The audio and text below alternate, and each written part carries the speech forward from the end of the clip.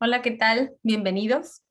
A nombre de la Red Latinoamericana de Ergonomía y Factores Humanos en Sistemas de Salud, RELAESA, y de la revista Ergonomía, Investigación y Desarrollo, agradecemos su presencia y le damos la más cordial de las bienvenidas a este seminario que tiene como objetivo presentar los artículos publicados en el segundo número del tercer volumen de este año de la revista Ergonomía, Investigación y Desarrollo, mismo que contiene 11 artículos dedicados al tema de ergonomía y sistemas de salud. Les recordamos que el seminario consta de 2 sesiones. La primera se llevó a cabo el pasado martes y estamos el día de hoy en la segunda de estas sesiones. Mi nombre es Cecilia Landa Ávila, soy asistente de investigación e investigadora doctoral en la Universidad de Loughborough y secretaria académica de RELAESA. Y el día de hoy estaré moderando esta sesión. RELAESA es una comunidad de práctica en el que participan ergónomos y profesionales de la salud de diferentes disciplinas, como farmacéuticos, enfermeros, gestores sanitarios, médicos y psicólogos, entre otros. Desde su formación en noviembre del 2019, RELAESA tiene como objetivo incrementar el reconocimiento y la demanda para aplicar la ergonomía en el sector de la salud en América Latina. También queremos motivar una nueva generación de conocimiento como una acción estratégica de la red. Y el día de hoy nos congratulamos de ver la publicación de estos artículos. Quiero compartirles que la publicación de estos artículos es el resultado de un esfuerzo sostenido entre autores, el equipo editorial de la revista y los miembros de la red.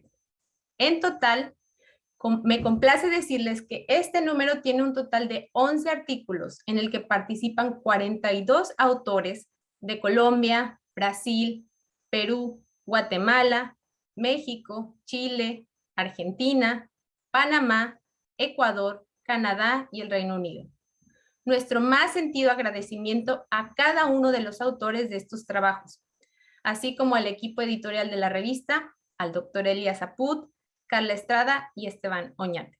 Por supuesto, también agradezco a mi compañero Carlos Aceves por su apoyo durante todo el proceso de organización y edición y por su apoyo en la organización de este seminario y difusión a Zuli Galindo, Melissa Bernal, Connie Moreno y John Rey.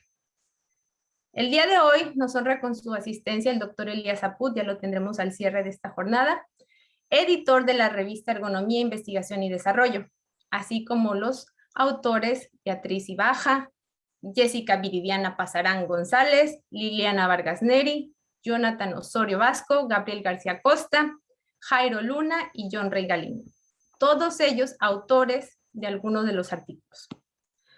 Y ahora, para comenzar, les platico la dinámica de la sesión. Los ponentes harán una presentación de 8 a 10 minutos de su trabajo, seguido con 5 minutos para responder algunas de sus preguntas.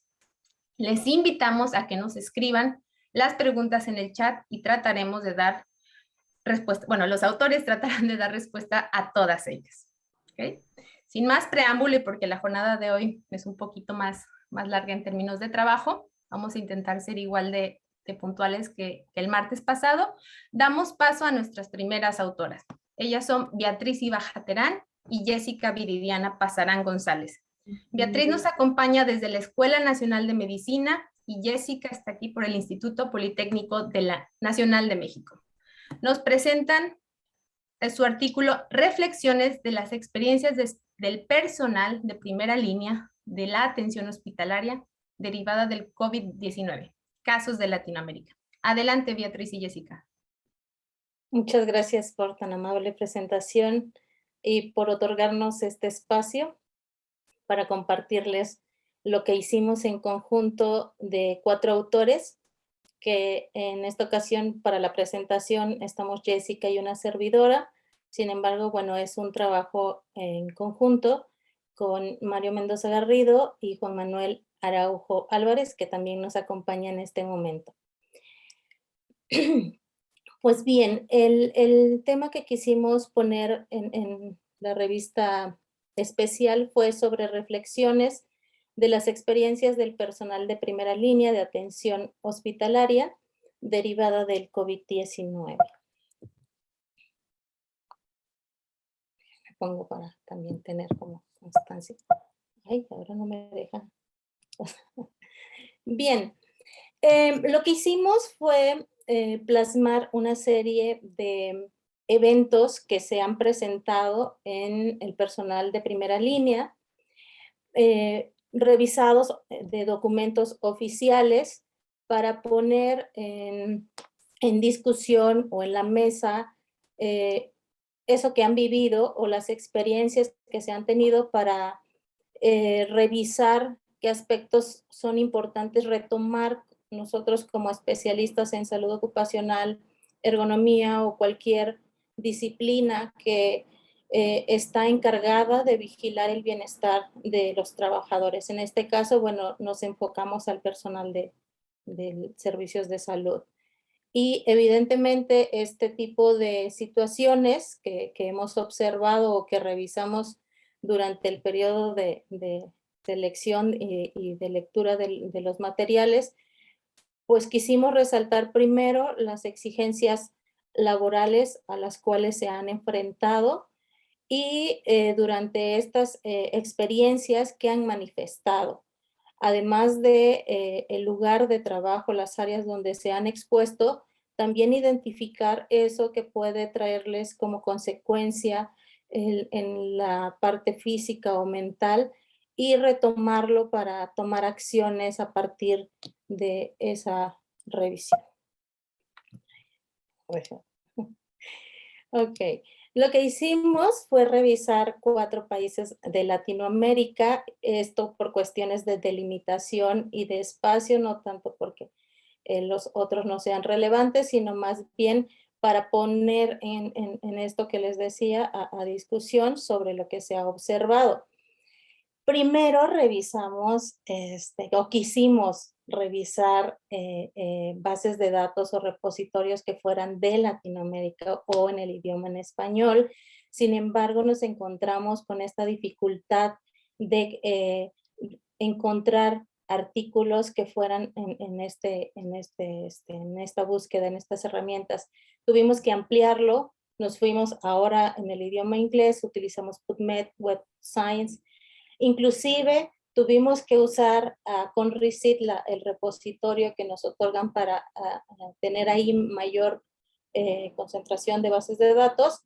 Inclusive nos vimos a una plataforma donde están los investigadores, que es ResearchGate, para poder retomar o encontrar también evidencia en este sentido, y hasta nos vimos con Google Academic, donde se consulta con mayor frecuencia por nuestros colegas. Y aquí pues encontramos algunas cosas o quisimos como delimitar, agrupar este tipo de problemáticas. Primero fue con el personal de salud. Ahí lo que quisimos retomar fueron estas exigencias laborales que por el aprendizaje de nuevas tareas, en este caso consideramos que es la atención de personal con COVID-19, entonces ahí dijimos, bueno, tiene que haber nuevas demandas laborales. El otro fue la situación en específico, que la presentación del emergente, pues se tuvo que retomar subcontratación o este tipo de contratación para poder atender o solventar esta problemática. Se observaron algunas cosas que se presentan en esta experiencia, como son la falta de recursos, escasez de materiales de autoprotección, entre otras.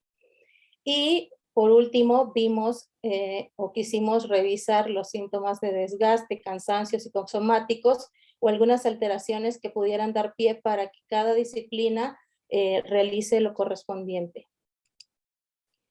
De ello, bueno, resaltamos algunos aspectos en el artículo, pero aquí es para señalar que, pues primero hay que considerar que el personal es el que está más expuesto, los que se encuentran como primera línea, son los que están más expuestos y evidentemente son los que tienen más riesgo de recibir o de enfermarse por COVID-19, y ya se han reportado indicadores, pues obviamente del contagio, de la recuperación, inclusive de decesos de personal en ciencias o en salud sobre todo.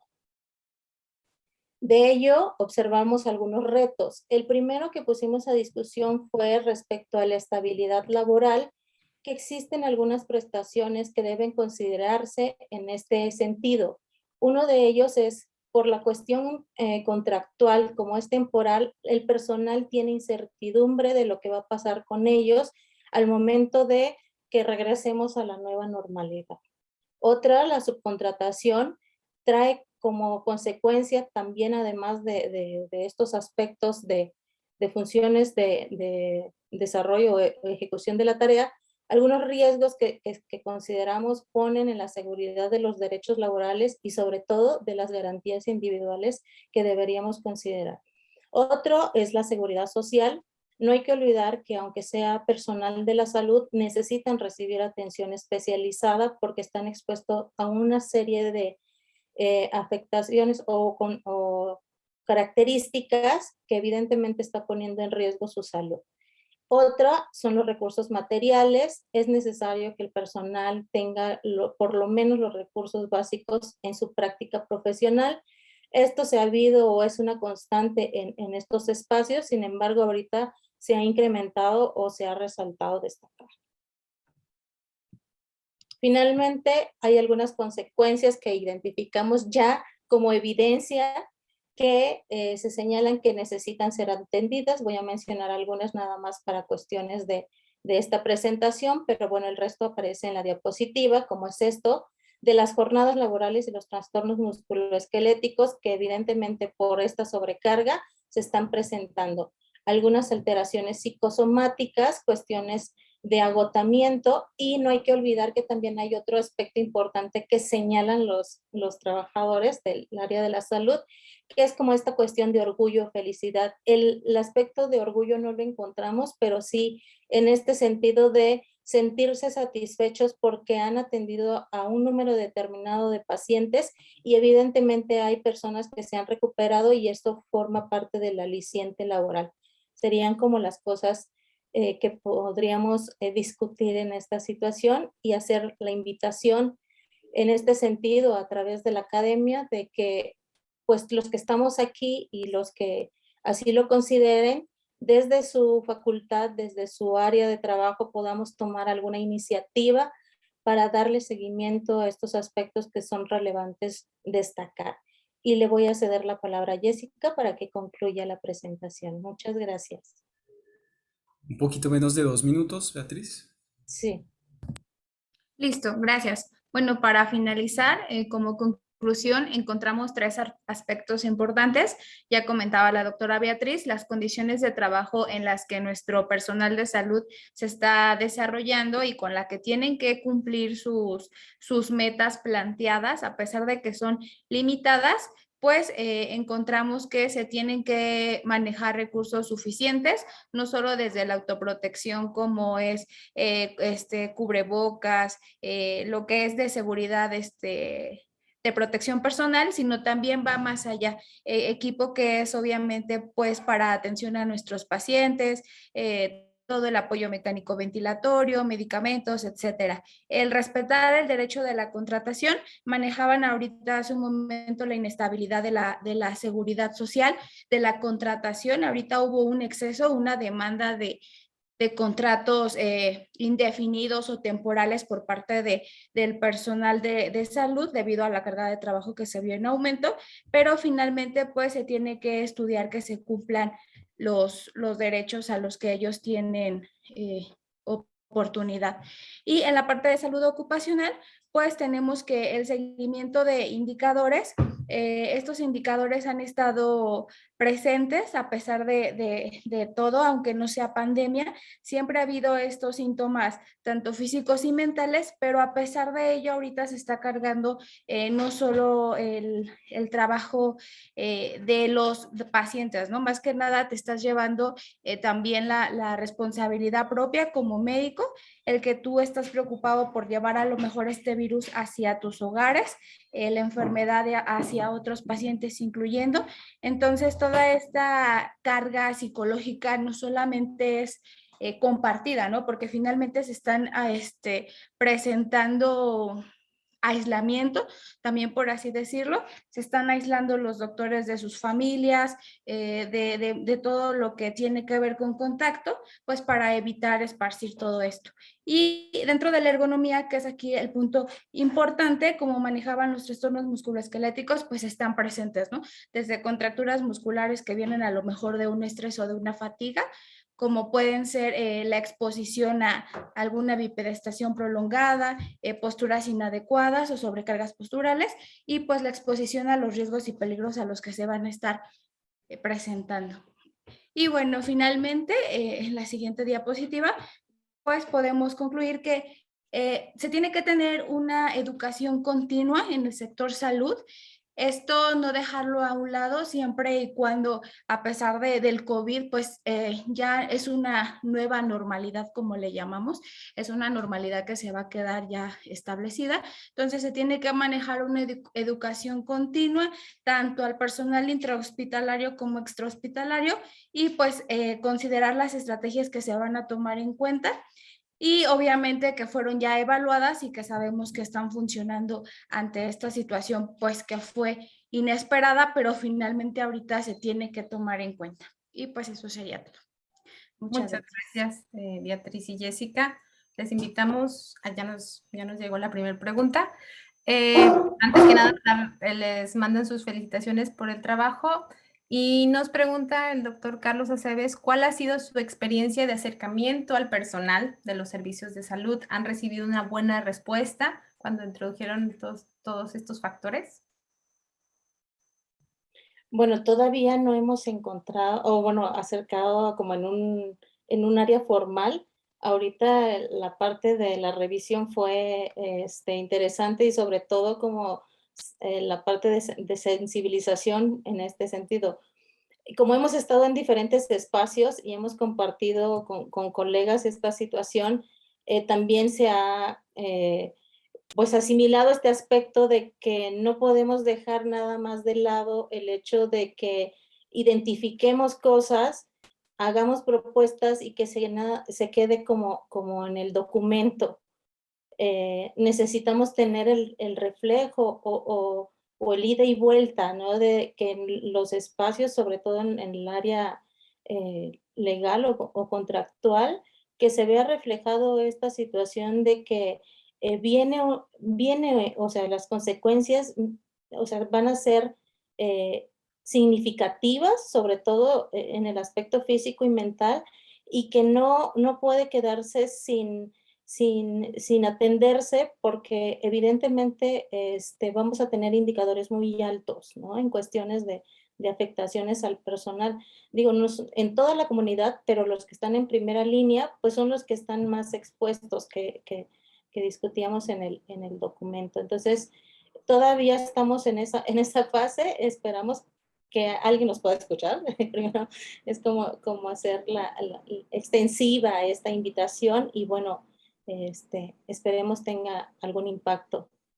Ok, sí, y justo para eso están estos foros, para hacer colaboraciones y grupos, y esperamos que sí salga algo de esto. También les pregunta Miguel Acevedo que si tienen alguna visión respecto del impacto del burnout en su estudio. ¿Quiere comentar alguien? Digo, para darle las palabras también a mis colegas que están aquí. Si no, pues, que ya casi me quiero quedar con el micrófono. Sí, claro. Algo?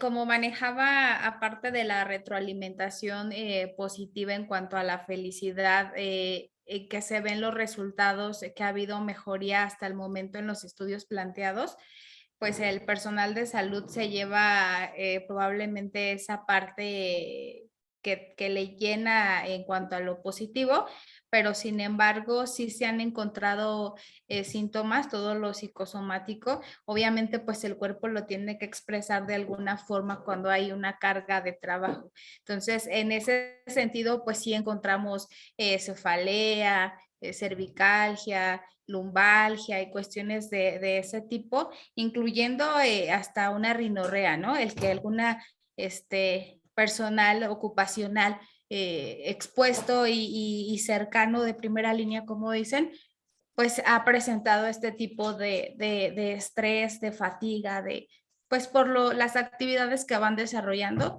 Sin embargo, como comenta la doctora Betty, ha sido una revisión bibliográfica como tal. Yo en lo personal soy médico, pero no, a pesar de que tenemos contacto con colegas y nos compartimos información necesitamos también una ayuda, una asesoría psicológica, aún nosotros estando en los centros médicos, pues a veces no la hay, ¿no? El que uno quiera desahogar esa parte de que estoy lejos de mi familia, de que tengo que atender este tipo de pacientes, toda esa parte pues uno la lleva, pero finalmente esperemos que con este estudio pues se abra una puerta más allá hacia el personal de salud y podamos difundir que pues sí está habiendo este tipo de sintomatología y pues que se tenga que atender también pues a los médicos, enfermeros, camilleros y todos los que nos vemos involucrados.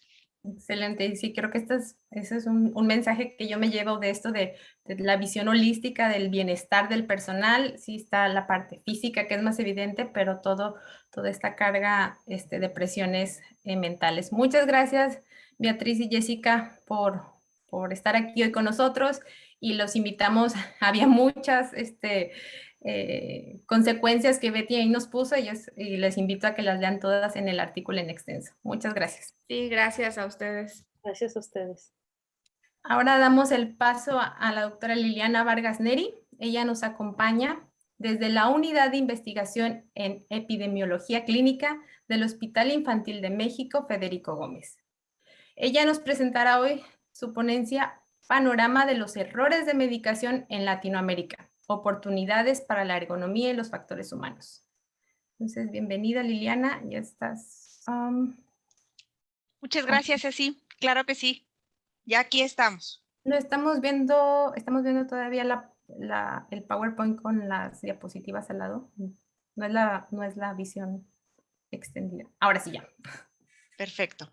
Gracias por la invitación. La verdad es que me siento como en casa con la gran familia de Relaesa, que siempre ha tenido este tema de innovación, pero también de integrar a todos los colegas de diferentes profesiones que estamos interesados precisamente en cambiar un poco la situación que vivimos en los sistemas hospitalarios. En verdad agradezco, Ceci, la invitación y por supuesto el esfuerzo a todos los organizadores de llevar a cabo este grandioso seminario, en donde pues estamos platicando en corto sobre los artículos ya publicados en esta grandiosa revista sobre ergonomía, investigación y desarrollo. En estos momentos, pues les voy a hablar rápidamente sobre lo que hicimos con este artículo de perspectiva del panorama de los errores de medicación en Latinoamérica, oportunidades para la ergonomía, factores humanos. Es un trabajo en colaboración con bastantes colegas que gustosamente participaron en este trabajo. Son colegas de diferentes países y que al final nos une una sola cosa, ¿no? Que mejoremos nuestros sistemas y en especial que mejoremos el análisis, detección y prevención de los errores de medicación. Entonces, vamos a empezar con una breve introducción. Vamos a lo básico, ¿no? El tema de las terapias, el tema del uso terapéutico de cualquier medicamento está basado en términos de eficacia y seguridad. Sin embargo, un medicamento tenemos que considerar que se considera seguro cuando los riesgos son aceptables en relación con los beneficios terapéuticos que posee.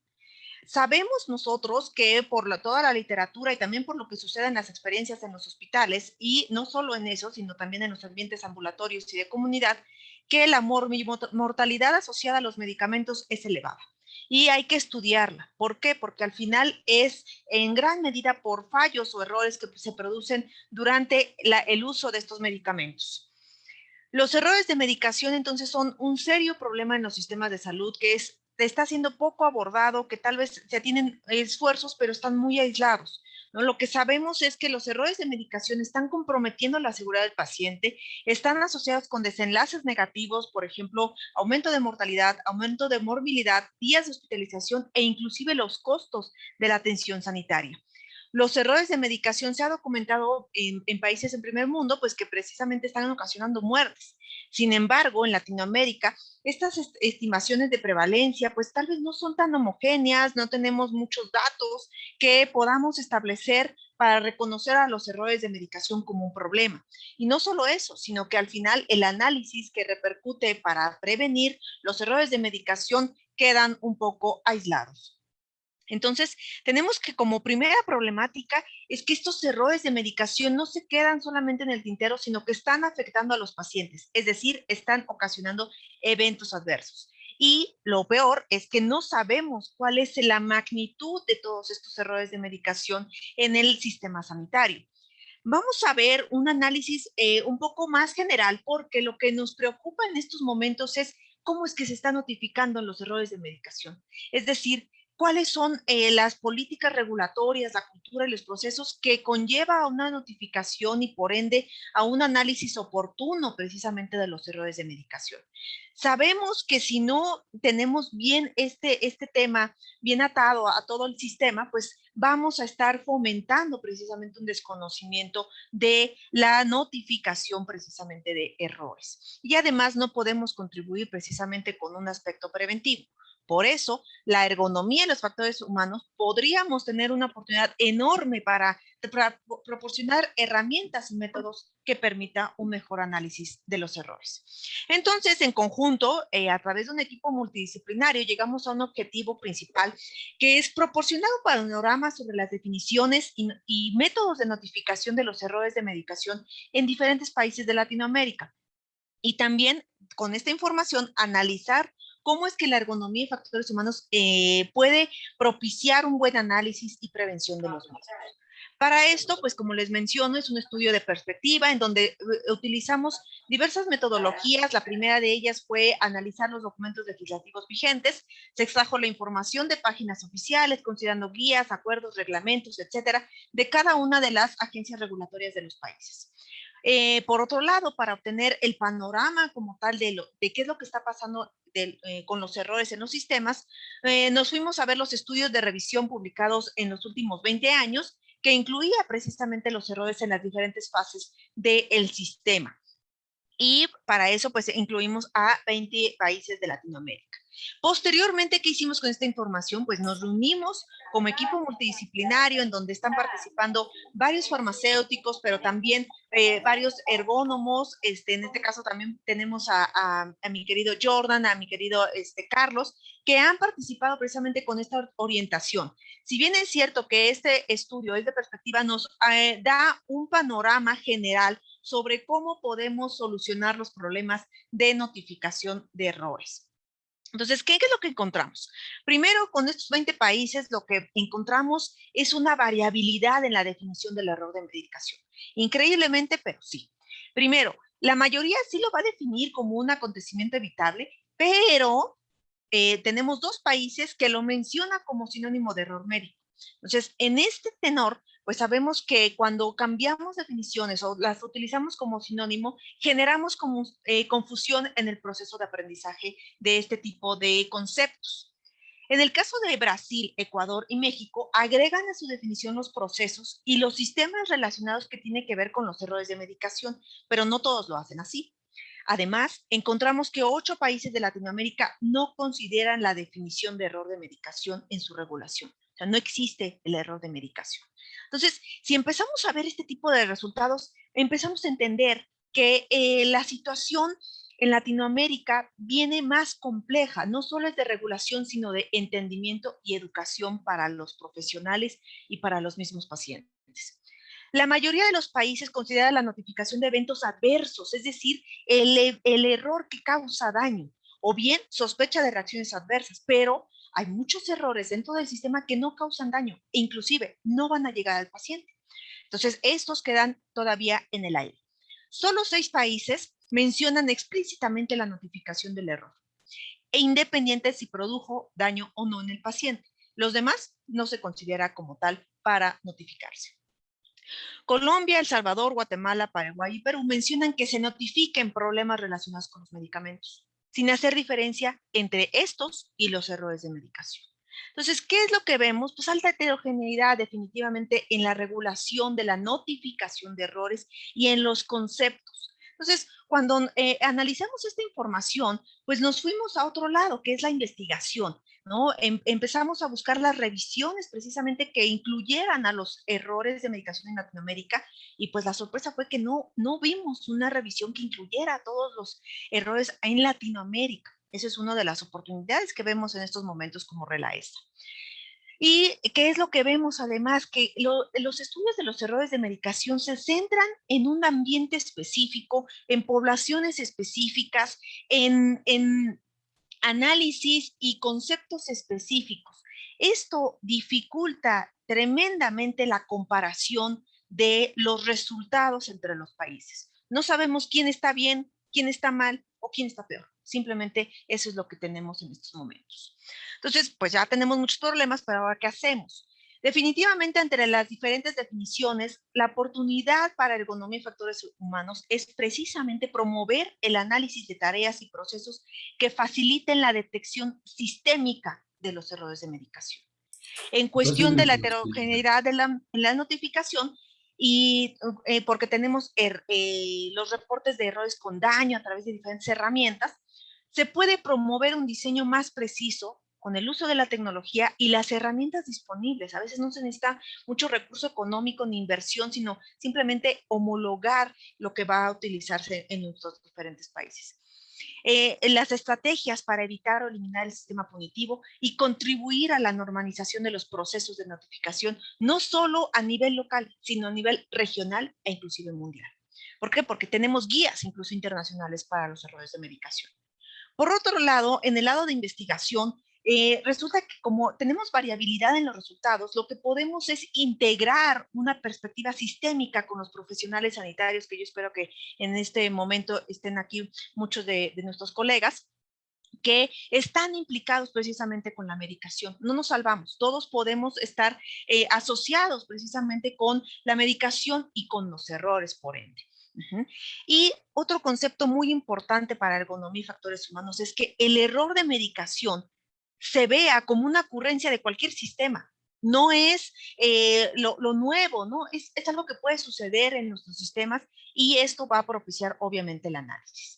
Entonces, como pueden aparecer en cualquier fase del sistema de medicación como consecuencia de fallos sistémicos, pues entonces tenemos que transmitir esta información a los profesionales y a nuestros pacientes. Desde la ergonomía se solicita precisamente promover el análisis de tareas y procesos que faciliten la detección sistémica de los errores de medicación. Entonces, como conclusión de este artículo de perspectiva que yo les invito a leer, porque pues, al final tenemos ahí tablas y algunos gráficos, llegamos a la conclusión de que precisamente el sistema de medicación va a ser complejo, los errores tenemos que estar adoptando conceptos nuevos, pero la ergonomía precisamente va a proporcionar herramientas y métodos que mejoren la detección, el análisis y por ende lo que necesitamos, la prevención de daño en los pacientes.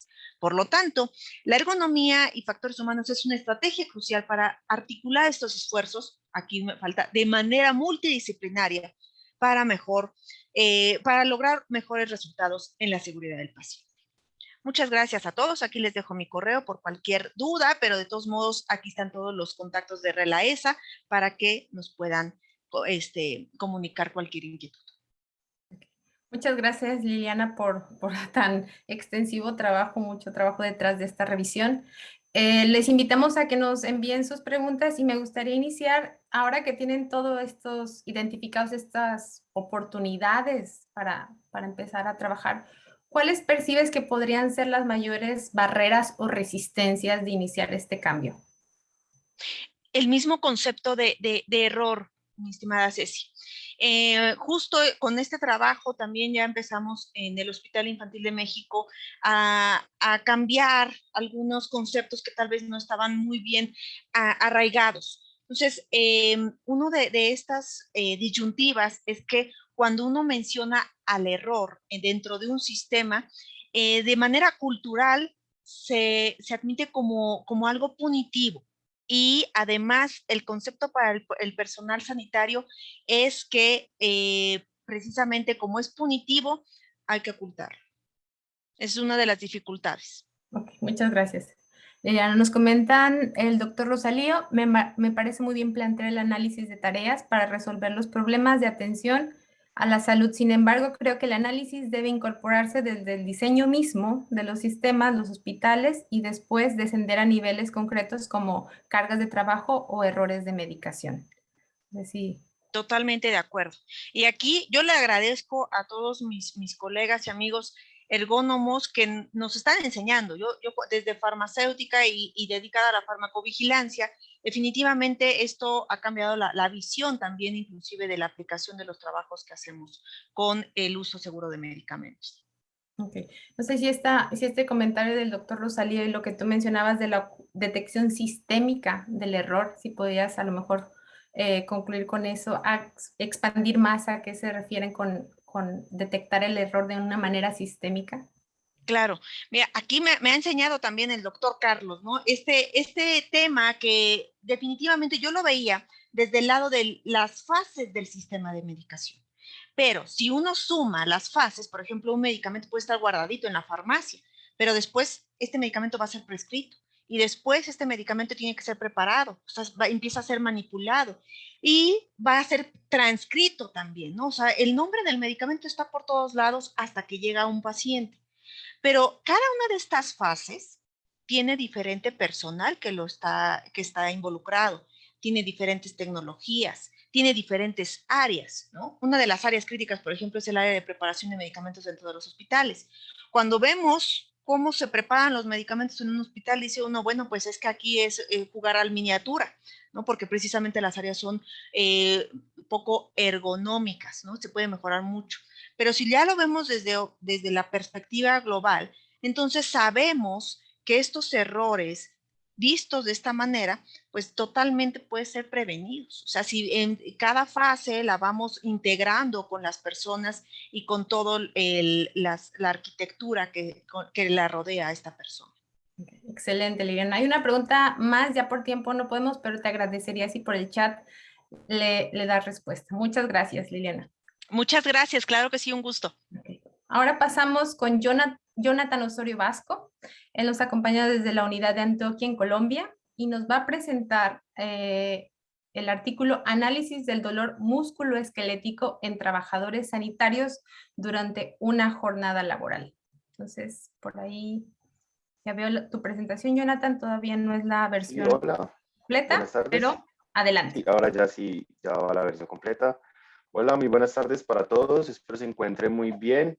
No sé si buenas tardes o buenas noches para quienes nos acompañen desde Brasil. Primero que todo, expresarles mis agradecimientos por la invitación que nos hicieron tanto al doctor Jordan como a mí, quienes somos los autores de este artículo, en participar tanto de este seminario, de este evento, como también de la publicación en este número especial.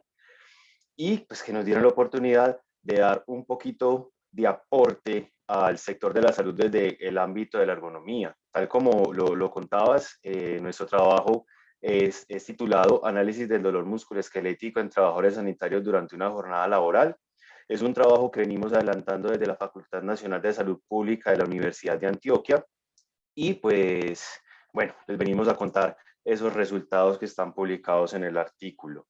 Inicialmente, como introducción, entonces, nosotros encontramos un panorama que, según lo publicado por la Organización Mundial de la Salud, eso es un dato que encontramos este año, en febrero del 2021, los desórdenes musculoesqueléticos afectan a 1.700 millones de personas, lo cual pues, es una cifra que sigue siendo alarmante y que al parecer no es ajena a muchos países, especialmente Latinoamérica, que es en donde uno encuentra menor información documentada a nivel de investigación. Entonces, parte de esa intención de aportar a la información relacionada con desórdenes musculoesqueléticos nos empezó a llamar la atención.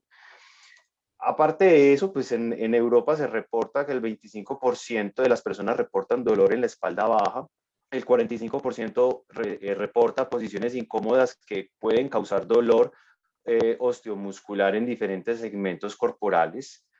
Y en Colombia, particularmente, encontramos que hacia el año 2014, en lo que se denomina la segunda encuesta de condiciones de seguridad y salud en el trabajo, el 90% de las enfermedades que son calificadas como laborales son desórdenes musculoesqueléticos.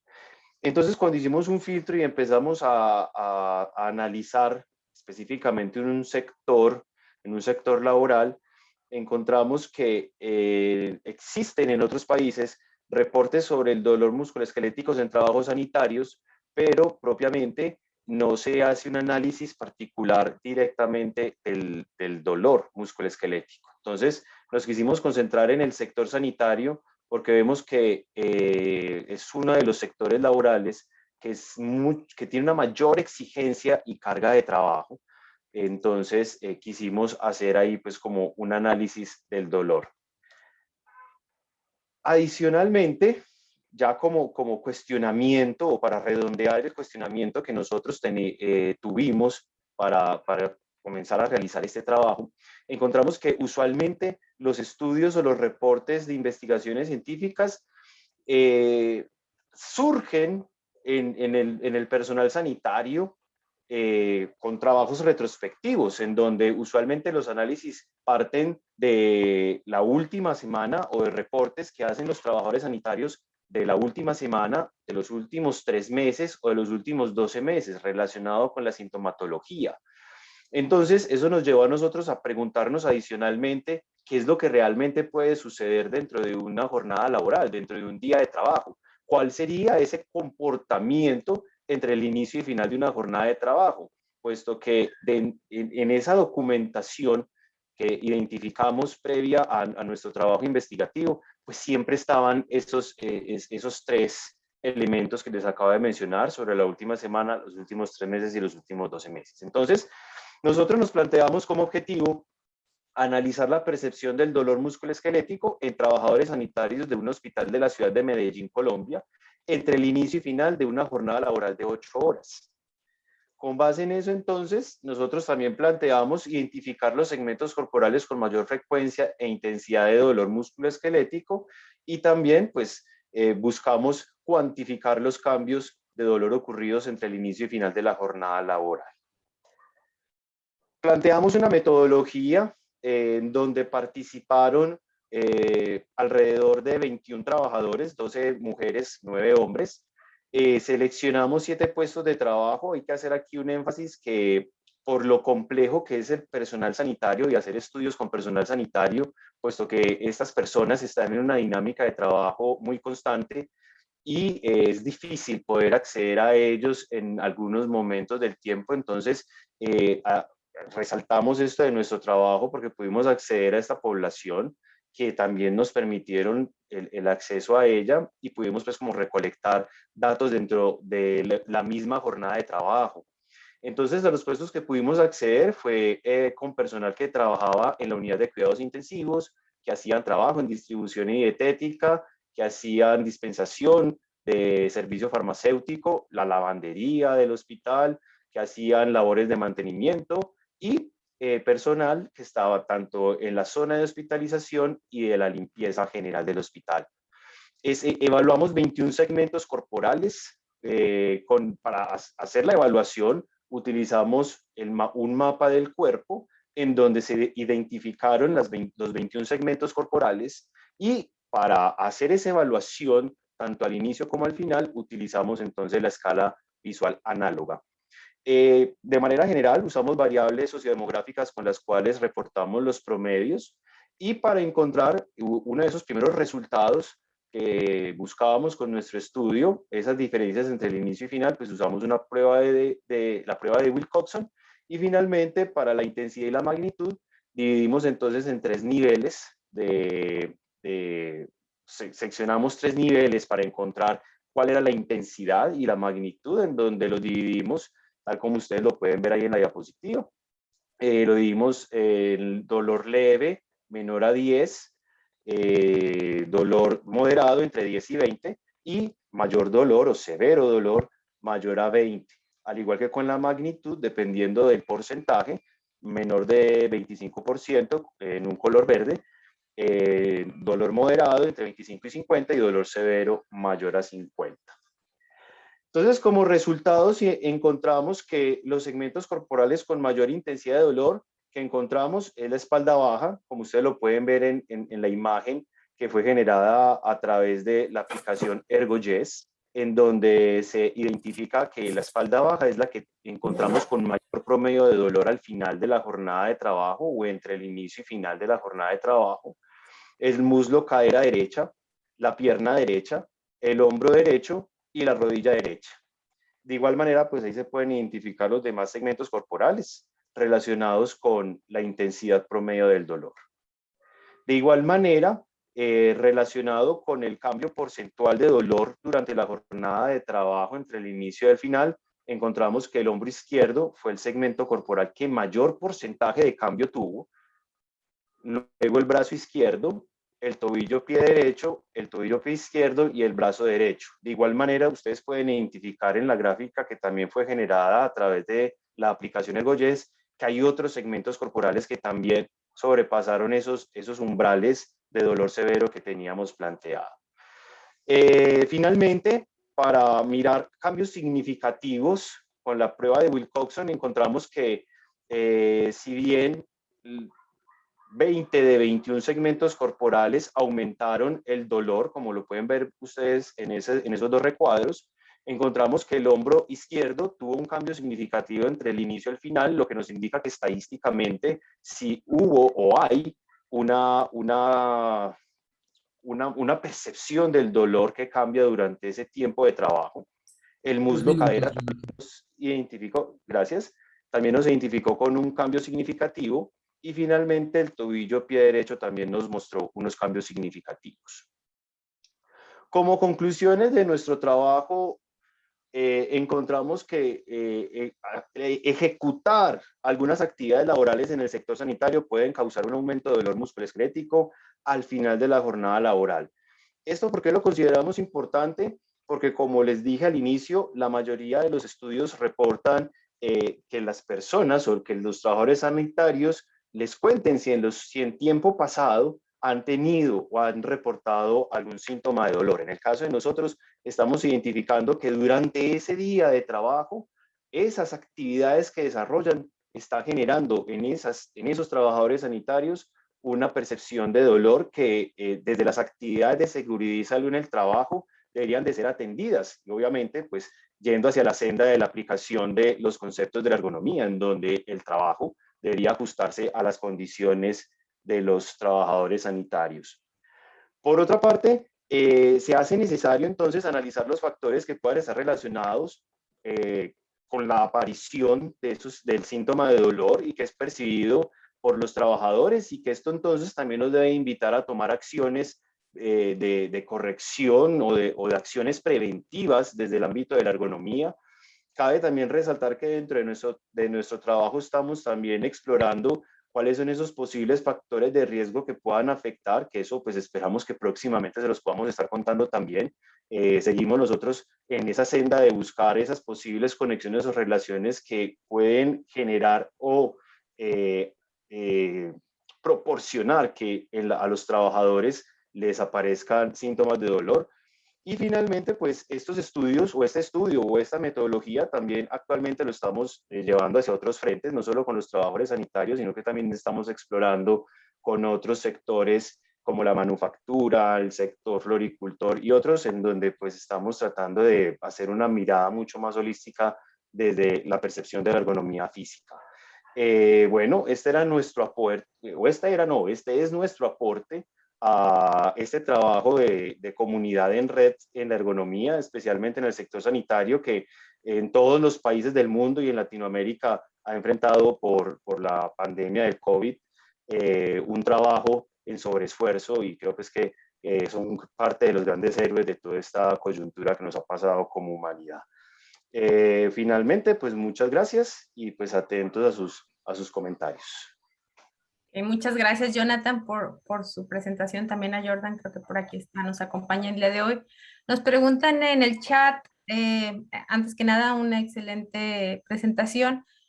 Le gustaría saber al doctor Carlos Aceves más sobre las barreras para acceder al sistema, que si han podido intervenir y que si a raíz de este estudio les han solicitado alguna intervención. Bueno, inicialmente con las barreras es que el sector de la salud, especialmente el hospitalario y acceder, por ejemplo, a las unidades de cuidados intensivos, tiene un hermetismo muy fuerte en el sentido que son personal que se mantiene en actividad constante. Entonces, pedirles a ellos 15, 20 minutos es un tiempo que puede ser muy valioso para ellos dentro de la atención del servicio en salud. Entonces, lograr ese acceso, más que una barrera, es más una condición cotidiana, ¿cierto? Porque, claro, en una unidad de cuidados intensivos, esos 20 minutos pueden significar la vida de una persona, tal vez. Sin embargo, también pueden existir otras barreras como de intereses, porque también hay lugares en donde pues tal vez no les interese conocer que sus trabajadores están viendo afectados. Sin embargo, pues con todo este proceso investigativo se ha buscado que en lugar de ser algo negativo, es más beneficioso para las empresas, en este caso los hospitales. Entonces, en el caso de este trabajo, pues tuvimos toda la oportunidad de poder acceder a la población, solo que fue una población muy seleccionada, puesto que no podíamos acceder a todos los trabajadores en ese momento. Y claro, relacionado con las intervenciones, pues después de que le presentamos a esta unidad hospitalaria los resultados, pues dejamos unas recomendaciones que ya ellos internamente desde el campo de la seguridad y salud en el trabajo, pues esperamos las hayan aplicado de una muy buena manera. Y rápidamente una pregunta ya por tiempo. Nos pregunta Yaniel Torres si evaluaron la influencia del día de la semana. ¿La evaluación se hizo al principio o al final, ya que el dolor puede acumularse durante la semana? Cecilia, Claro que sí. Sí, sí, ya voy, profe Jordan. Sí, nosotros dentro del diseño consideramos buscar cuál era el día más preciso. Sin embargo, el día más preciso también dependía de la disponibilidad del hospital. Pero claro que lo tuvimos en cuenta, lo estudiamos, tratamos de elegir el día más oportuno, pero también dependía del acceso al sitio, por lo que les acabo de contar, las dificultades que puede generar en el transcurso del día. Entonces, pero sí, claro que sí lo consideramos y aún lo tenemos en metodología, solamente que a veces para poder acceder a la población, elegir el día que la investigación requiere es un poco complejo. Doctor Jordan, nos quería compartir algo también. Cuatro comentarios. Primer comentario. Uno de los aspectos distintivos de este trabajo es que se realizó en campo. La mayoría de los estudios que están publicados son realizados en condiciones de laboratorio para medir la variación de dolor. Incluso no solamente en el sector sanitario, sino en otros sectores. Segundo aspecto, sí, a la hora de seleccionar el día de la semana, tratábamos de buscar el día típico de trabajo para que fuera lo más representativo. Sin embargo, las condiciones y la disponibilidad del personal siempre son restricciones cuando se realizan los trabajos en campo. Quizás esa sea la razón por la cual de la mayoría de los estudios de este tipo se realizan en el laboratorio. Tercer punto, nosotros también analizamos la relación con los tiempos de sentado, tiempos de pie, y otros factores que no se reportan en este artículo y es objeto de otras publicaciones. Y cuarto, nosotros estamos trabajando en varios sectores donde estamos analizando los factores de riesgo que están relacionados incluso con los miembros inferiores, miembros superiores, con varias partes del cuerpo, y estamos desarrollando metodologías específicas, por ejemplo, una que es el FAMI, que es fatiga acumulada en miembros inferiores, con el propósito de evaluar la fatiga que se genera en los miembros inferiores en diferentes labores, incluidas las labores del personal sanitario. Esos eran los 4 comentarios que quería hacer de lo que se está haciendo. Gracias. Muchas gracias, Jordan. Digo, ya por tiempo no podemos extendernos, pero realmente muchas gracias. Muchas novedades en su estudio y los invitamos a que lean el extenso. Muchas gracias, Jonathan y Jordan. Perfecto, muchas gracias. Feliz día. Damos paso a Jairo Luna. Él nos acompaña desde la Universidad Nacional de Colombia y nos presenta su trabajo Ergonomía, Trabajo y Sistemas de Salud, Reflexiones desde Colombia. Cecilia, buenas tardes, pero Gabriel García está. Sí, perdón, mi error. Vamos primero con Gabriel García Acosta. Bueno. También desde la Universidad de Colombia, perdón, y él nos presenta el trabajo Ergonomía en los sistemas de salud, el ergónomo como paciente y acudiente.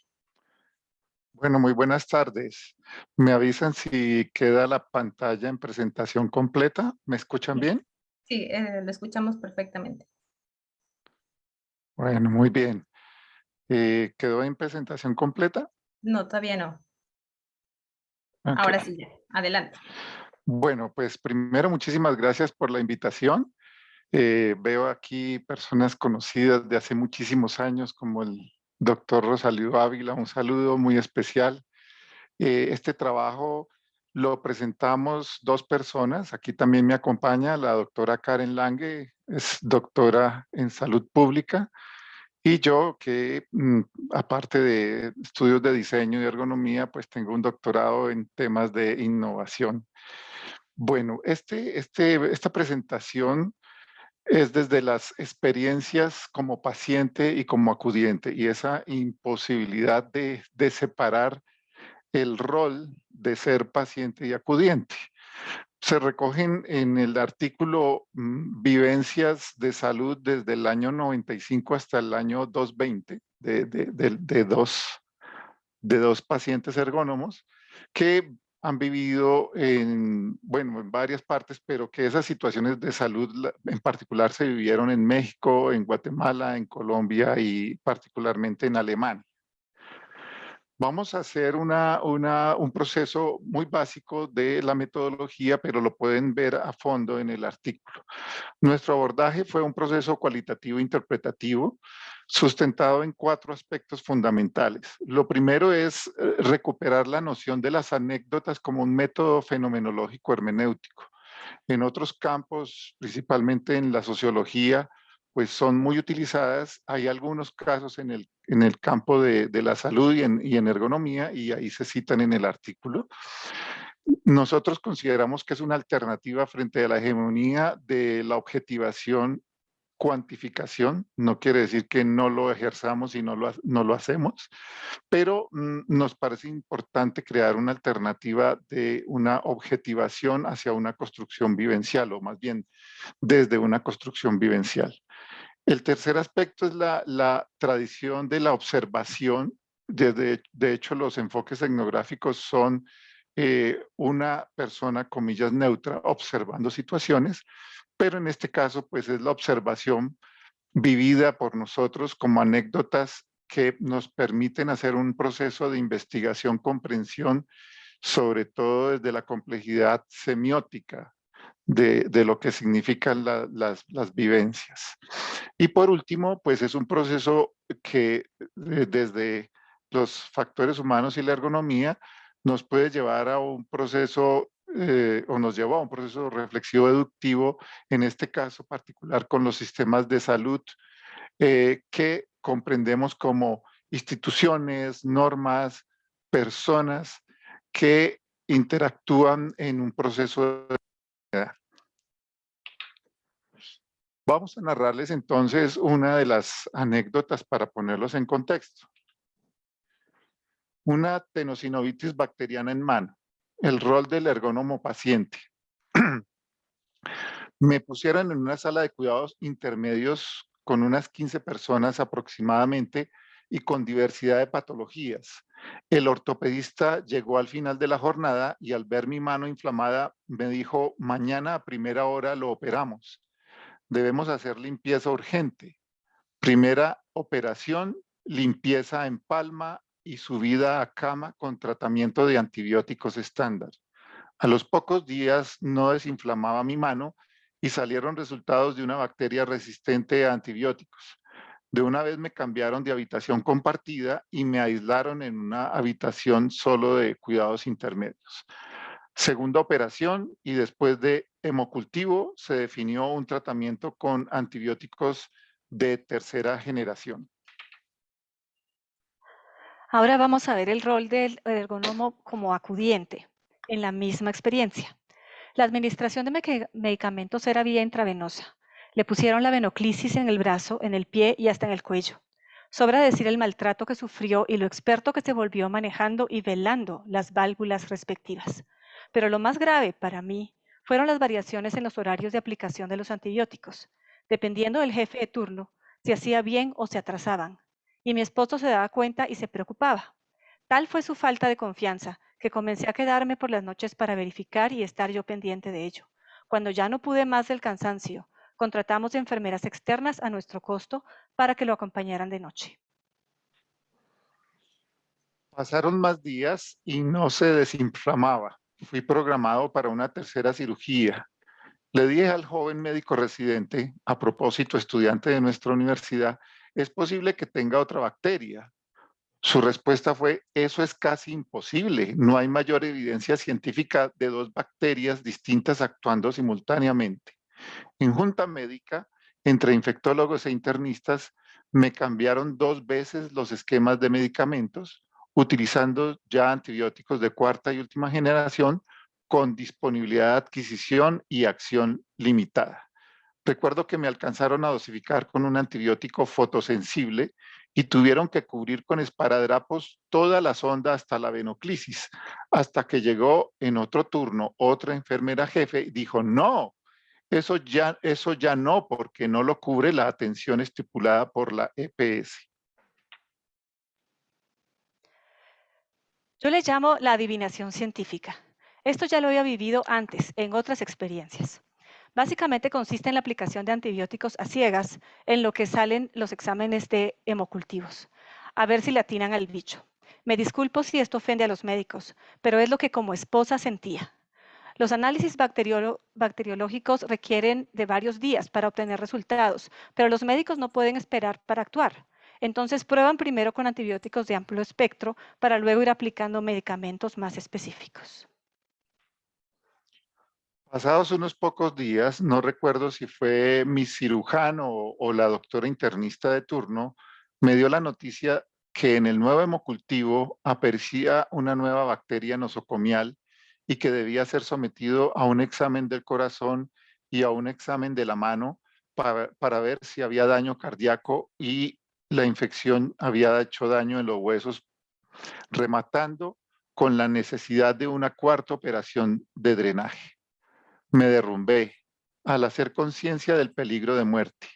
Antes de entrar a cirugía en la segunda y tercera operaciones, verifiqué con mis propios ojos que apenas estaban sacando al paciente de la sala.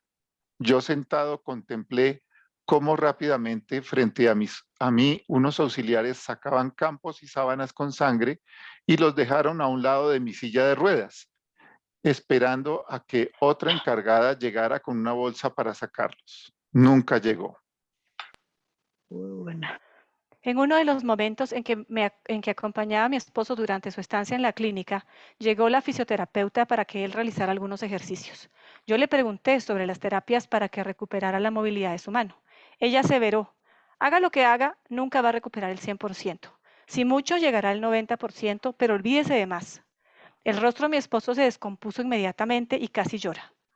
Pensé para mis adentros, vieja bruta, ¿cómo se le ocurre decirle eso? Así fuera cierto. En la habitación de aislamiento se debería seguir un estricto protocolo de manejo de parte de médicos, enfermeras y acudientes. Lavarse las manos afuera, entrar con gorra y tapabocas y adentro ponerse una bata para asegurar el aislamiento. Nunca olvidaré la impactante escena del uso indiscriminado de las batas. En algún momento entró la señora del servicio del aseo y toma una bata colgada del perchero detrás de la puerta y se la pone. Realiza a fondo la limpieza de habitación y del baño y observé cómo quedó salpicada la bata y la vuelve a colgar. Un tiempo después entra la médico internista y la enfermera auxiliar. La enfermera se pone una bata y le recuerda a la doctora que se debe poner la otra. Como no hay más batas en el perchero, la doctora se pone la bata que habían usado para asear el baño y se acerca a revisar mi herida. Ignoran mis advertencias del uso de la bata y quedo mudo e impotente. Minuto y medio, por favor. Por último, no puedo pasar por alto el ángel de la guarda que tuvimos en este proceso. Se trata de un enfermero jefe con maestría en heridas crónicas que alivió en gran medida toda la experiencia. Aunque no estuviera en turno de en esa ala, iba y le aplicaba el mejor tratamiento posible a sus heridas con cremas especiales. Fue como un bálsamo, no solo para la mano en tratamiento, sino para nuestras almas. Bien, entonces la pregunta fundamental que se encuentra en el artículo es ¿cómo puede la ergonomía a partir del análisis de las anécdotas contribuir a transformar los sistemas de salud? Y básicamente emergieron 11 categorías desde esos espacios de experiencia, reflexión y aprendizaje que muchos autores les llaman espacios hermenéuticos semióticos. El primero, la amabilidad, el respeto y la confianza. Pues esa confianza debe lograrse entre los profesionales de la salud y los pacientes y acudientes. El segundo, la humanización de la salud. No solo es la eficiencia y la cobertura de un sistema de salud, sino que es la conciencia del trato con personas para generar confianza y dignidad. El tercero es la innovación social de los procesos con enfoque prospectivo. Aquí la ergonomía tiene oportunidades desde la macro y desde la prospectiva para que los procedimientos no sean la fría ingeniería de procesos y de normas. El cuarto, pues, es el aseo y la limpieza, que son procesos vitales, básicos, pero que la rutina lleva, y sumado a la sobrecarga de trabajo, lleva a perder rigurosidad y los procedimientos se van olvidando frente a esos enemigos microscópicos. El quinto es, a mayor especialización, mejor organización. Esa mayor demanda de la organización, por ejemplo, se da mucho en las salas de emergencias. Aquí hay oportunidades impresionantes para acelerar los prediagnósticos y el triage con tecnologías de la información apoyados desde ergónomos. El sexto es actuar con incertidumbre científica, tomar decisiones rápidas, actuar desde la experiencia clínica en casos de urgencia, muchas veces no coincide con la medicina basada en la evidencia. Y no olvidar los líos de las autorizaciones administrativas de los medicamentos. El séptimo es los valores como determinantes del diseño del sistema de salud. En este caso, cuando uno compara Alemania, esto es una verdadera red y es un proceso solidario en donde todos los médicos son disponibles para el sistema. En el caso de Colombia, desafortunadamente están limitados según el negocio que tenga cada EPS con las IPS. El octavo es el conocimiento o ignorancia. ¿Cómo no perder confianza en el sistema de salud al ver las ineficiencias y negligencias? En Colombia se habla de las maratones de las tutelas por los reclamos en esas ineficiencias. El noveno es el aumento de carga cognitiva en el uso de dispositivos médicos. Para mí, como diseñador, las bombas de infusión son todo un dolor de cabeza de todas las marcas, porque a mí me cambiaron 4 marcas y todas tenían problemas. El décimo es la responsabilidad del médico versus responsabilidad del equipo y el sistema. En el sistema de quejas, todo el peso le recae al médico y él lo asume como una actuación personal, pero no lo asocia ni lo piensa como sistema ni como equipo de trabajo. Y por último, certificaciones versus realidades. Lo prescrito, las normas de calidad, podemos tener instituciones hospitalarias certificadas, pero distan de la realidad. La calidad no es un asunto de un sello o de un certificado colgado en la pared, son los hechos cotidianos que se realizan por las personas que develan si efectivamente se están dando criterios de calidad. Muchísimas gracias. Gracias, Gabriel y Karen. Una felicitación, antes que nada, por una metodología que nos tenía todos ahí escuchando la historia. Tenemos tiempo para una pregunta. Felicitaciones del doctor Rosalío Ávila. Bueno, que es solo comentario. Yaniel Torres nos pregunta, ¿cómo conciliar el hecho de que los que analizan las anécdotas, incluso en las investigaciones de se me va la pregunta. Incluso en las investigaciones de tipo cualitativa, normalmente se separan del investigador? ¿Cómo se puede entonces controlar la subjetividad con el sesgo?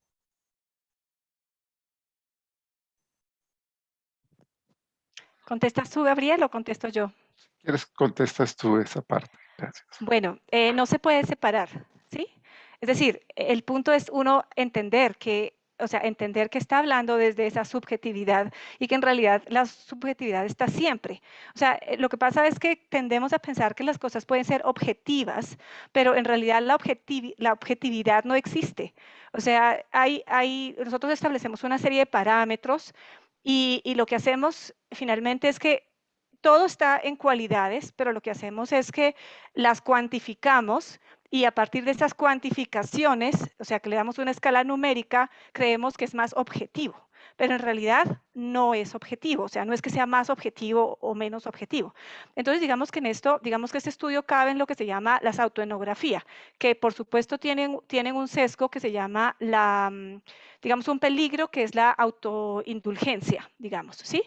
Pero entonces esto, lo que pasa es que uno tiene que ser, el punto está en la honestidad de lo que uno está hablando. Digamos, aquí pues no había mucho tiempo para hacer esto, pero cuando hicimos todas esas narraciones que fueron bastante duras para nosotros porque fue recordarnos de una serie de procesos, tratamos de separarnos y concentrarnos en eso y después entonces ya hicimos ese análisis desde los sistemas ergonómicos o de los parámetros que vemos en ergonomía y desde los sistemas de salud. Esa fue la manera en que logramos, entre comillas, objetividad dentro de eso. Muchas gracias, Karen. La verdad, les invito a leer el artículo de esos 11 puntos. Hay mucho que discutir y dialogar con los que concluyeron, así que la invitación está para revisarlo en extenso. Gracias. Muchísimas gracias. Gabriel y Karen. Muchas gracias. Ahora sí pasamos, perdón, hace rato, pero ahora sí pasamos con Jairo Luna García. Él también nos acompaña desde la Universidad Nacional de Colombia y nos presenta el trabajo Ergonomía, Trabajo y Sistemas de Salud. Reflexiones desde Colombia.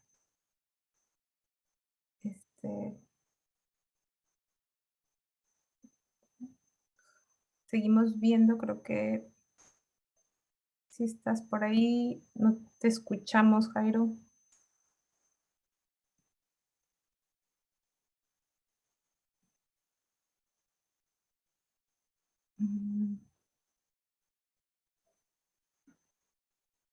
Jairo, no sé si, creo que lo estoy buscando, pero no lo encuentro. No sé si tuvo algún problema. Cecilia, perdón por la interrupción, parece que no está en la sala. Está, ¿verdad? Estaba igual sí pasamos con nuestro siguiente ponente. Ok, exacto. Y a ver si mientras se incorpora.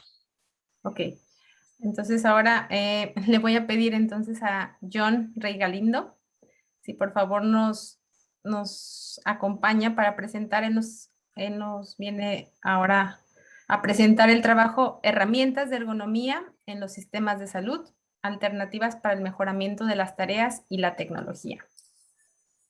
Buenas tardes. Esto estuvo a quemarropa. Sí, perdón, una disculpa. Es que estaba Jairo hace ratito, entonces... Sí, sin problema. Muchas gracias. Doc, ¿me ayuda con el tiempo entonces usted? Sí, adelante. Listo. Me dice que alguien está compartiendo. Voy a decirle que... Ahí está. ¿Ya ven la presentación? Sí, todavía no en formato extendido, pero sí. Presentación. Listo. Bueno, pues muchas gracias por la invitación. Muy buenas tardes a todas y a todos. La idea es contarles un poquito de lo que hicimos. El artículo lo escribimos junto a Albert Duque, un estudiante de la maestría en ergonomía de la Universidad de Guadalajara, a punto de graduarse. Y bueno, básicamente el propósito de nuestro artículo era bajo esta idea del acercamiento de la ergonomía en los sistemas de salud, de traer un poquito de la información respecto a los métodos que puede resultar útil dentro de los sistemas de salud, quizás para quienes han trabajado en el área de ergonomía fuertemente, el artículo, digamos que les repita muchas cosas que ya saben. Esperamos que igual resulte útil para este perfil, pero en particular también nos interesa el acercamiento a los profesionales de los sistemas de salud. Digamos que en ese sentido planteamos el artículo. La idea es mencionarles o hablarles un poquito de 6 herramientas que consideramos importantes en 2 áreas particulares del sistema. Entonces, bueno, el artículo se denomina o se llama Herramientas de ergonomía en los sistemas de salud, alternativas para el mejoramiento de las tareas y la tecnología, que efectivamente son las 2 áreas. Ahí así como a modo de adelanto, estamos trabajando en otras 2 áreas, pero ya veremos si la revista nos acepta el artículo en la siguiente edición. Aprovecho, perdón, se me pasaba, agradecerle a la revista Ergonomía, Investigación y Desarrollo y por supuesto a RELAESA por estos espacios y por ser el motor de movimiento de la ergonomía en este campo tan importante. Entonces, bueno, el artículo parte de, bueno, buscamos un modelo de referencia, un punto de partida. Hay algunos modelos diversos de lo que son los sistemas de salud, pero el modelo SAPES con el tiempo ha logrado consolidarse como un modelo muy importante en este contacto de la ergonomía con los sistemas de salud. En particular, bueno, ya tenemos la tercera versión. Este es un modelo que vale la pena señalar, nace desde el ámbito de la ergonomía, pero que nos ayuda a entender o acercarnos un poco más a este escenario de los sistemas de salud. Bueno, el modelo tiene diversos componentes y elementos que se acercan, digamos, o que nos acercan más bien a reconocer algunos factores importantes, pero en particular nosotros decidimos enfocarnos en dos, que son tareas y herramientas y tecnología. En ese sentido hicimos una valoración de un conjunto de herramientas relativamente comunes en la vida del ergónomo, que consideramos por su,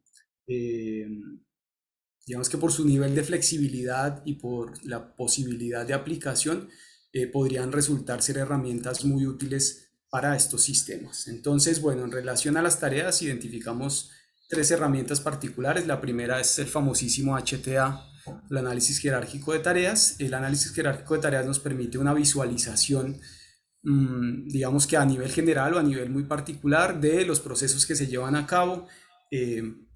Digamos que lo interesante del HTA nos parecía justo esta versatilidad que nos permitía describir desde, no sé, un procedimiento quirúrgico hasta el poder, digamos, programar una cita para un paciente. Entonces, la posibilidad de aplicación de este sistema de análisis que nos permite describir, insisto, el componente o la composición de las actividades, nos da una posibilidad de visualizar y reconocer los componentes del sistema, bueno, de las actividades, y nos permite además acercarnos a factores esenciales como el conocimiento y la capacitación de los stakeholders, de los involucrados en el sistema, recursos materiales y tecnología, tiempo, tipos de errores, número de errores. Entonces consideramos que tiene un valor como a diferentes escalas, que es un punto ahí importante del HTA. La segunda herramienta es algo muy cercano al HTA, pero en este caso está enfocado en la parte de la información. Entonces esta herramienta permite analizar las tareas, pero desde el punto de vista de los recursos de la comunicación. Entonces se enfoca básicamente en las demandas, el conocimiento, los modelos mentales, los recursos de quienes están involucrados en las tareas, en este caso de los sistemas de salud, para poder identificar si están conectadas las demandas de las actividades o de las tareas con esos modelos mentales o esas condiciones en las que realizan las personas las actividades, insisto, desde la perspectiva muy particular de la comunicación, que ese sería como una de las grandes diferencias del análisis cognitivo de tareas versus el análisis jerárquico de tareas. Y la tercera herramienta fue un hallazgo muy interesante en esta revisión de las herramientas. Esta es, digamos, que la única herramienta que no nació en ergonomía, pero quisimos integrarla al artículo porque nos parece que desde la mirada de la ergonomía esta herramienta podría tener también un potencial de desarrollo. Es el task shifting, quizás los médicos lo conozcan. Bueno, lo tradujimos como un cambio de tareas, un proceso de reasignación de tareas, y básicamente plantea que en escenarios en donde hay poco personal de la salud, se ha encontrado que hay muchas tareas o responsabilidades que recaen en pocos. Entonces, hacen un análisis de las tareas que pueden ser reasignadas a partir de unos procesos de capacitación más cortos, y esto, digamos, que les permite asignarles a otro personal de la salud, quizás con niveles menos, digamos, precisos de desarrollo profesional, asignarles a ellos esas responsabilidades y entonces aligerar a un grupo de profesionales que tienen un bagaje y unas responsabilidades mucho más altas. Entonces funciona muy bien para distribuir o redistribuir las tareas, y en particular creemos que es muy importante en un escenario como el latinoamericano, en donde efectivamente a veces es evidente la falta de personal para la atención de la salud. Entonces, estos son las tres herramientas que se discuten en el artículo frente a las tareas. En relación a las herramientas y la tecnología, básicamente aquí nos referimos a herramientas que nos permiten evaluar equipo médico, dispositivos médicos, herramientas que están presentes dentro de estos sistemas. La primera herramienta es una herramienta que podríamos considerar es una suerte digamos que está mezclada entre una herramienta que sirve para analizar tareas y una herramienta que sirve para analizar herramientas y tecnología. La dejamos al final en esta categoría, pero tiene una condición muy flexible, que es el análisis de enlaces.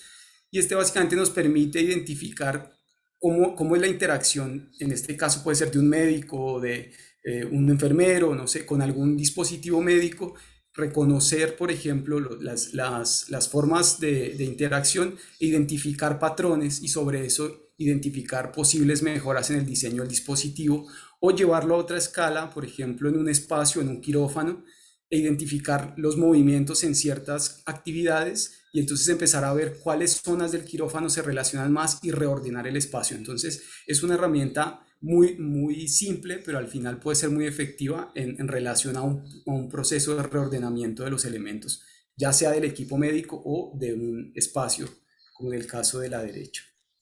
2 minutos. Gracias. Y bueno, llegamos a las dos últimas herramientas en el caso del análisis de herramientas y tecnología. La primera, digamos que ambas son de origen de la usabilidad, que es algo muy común en el área de diseño. Aquí presentamos un poco los tres conceptos básicos de este concepto de usabilidad, que es el análisis de eficiencia, eficacia y satisfacción con todos los elementos que conllevan, básicamente en la interacción, en el análisis de la interacción de los usuarios, en este caso de quienes controlan el equipo médico, las herramientas, identificar tiempos, identificar número de errores e identificar niveles de satisfacción en la interacción con estos elementos para poder después plantear mejoras en el equipo, ¿no? Y finalmente presentamos el análisis de usabilidad a través de heurísticos, que estos son, digamos que un conjunto de principios que definen cuando un objeto tiene alta o baja usabilidad. Generalmente este es un análisis que se hace con expertos en el área de usabilidad. Aquí, por ejemplo, no involucra directamente la intervención del médico o de quien haga la interacción con el producto, si pensamos en un equipo médico.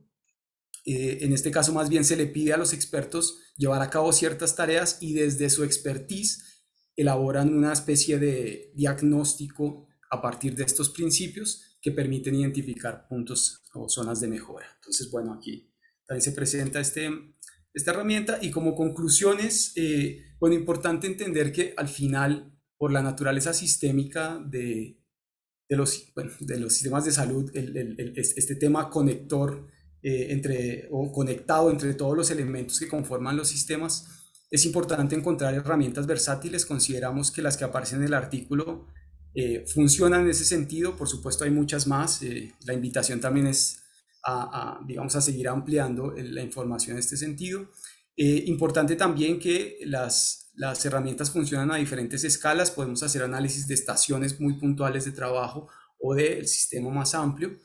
Entender que las herramientas pueden funcionar muy bien en un uso conjunto relacionado y, por supuesto, digamos que como la última gran conclusión, importante buscar otras herramientas que además nos den un panorama, ¿no? Como el caso del blueprint, que nos permite entender el escenario de una manera mucho más integral, ¿no? Entonces, bueno, ese es básicamente el planteamiento del artículo. Invitarlos también a leer las referencias.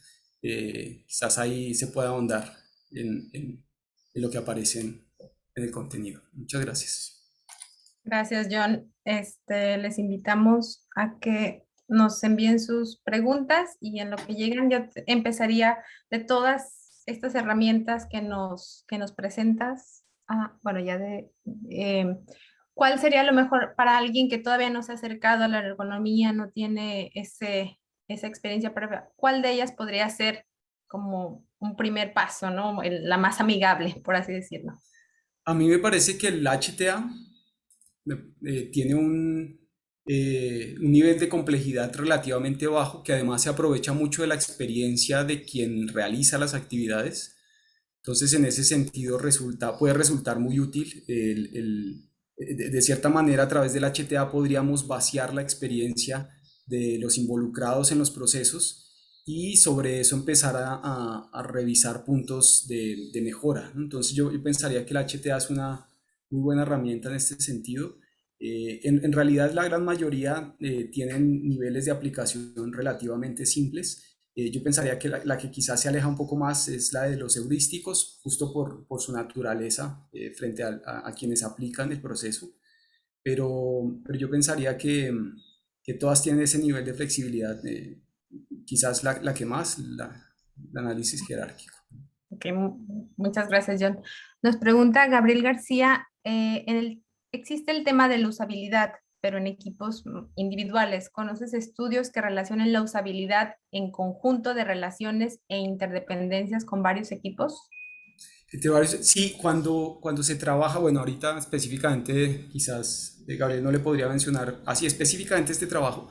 Lo que he visto es que extrapolan los conceptos, entonces, digamos que más allá de identificar en la interacción con un producto específico cierto error, después intentan rastrear si esa interacción tiene un impacto en otro momento de la actividad. Entonces esto, digamos, es como jalar o sacar los conceptos que son la base de la usabilidad, como la eficiencia, la eficacia y la satisfacción, y verlos como eso, como conceptos abiertos, sino como circunstancias muy particulares de un momento de la interacción con algún dispositivo, por ejemplo. Okay. Y por ahí ya la última pregunta de Ada Escobar, que si conoces alguna herramienta que ayude a detectar la falla de los dispositivos médicos por error humano. Por error humano. Bueno, tendría que revisarse más bien en la naturaleza de lo que llamamos el error, digamos ahí en ese caso.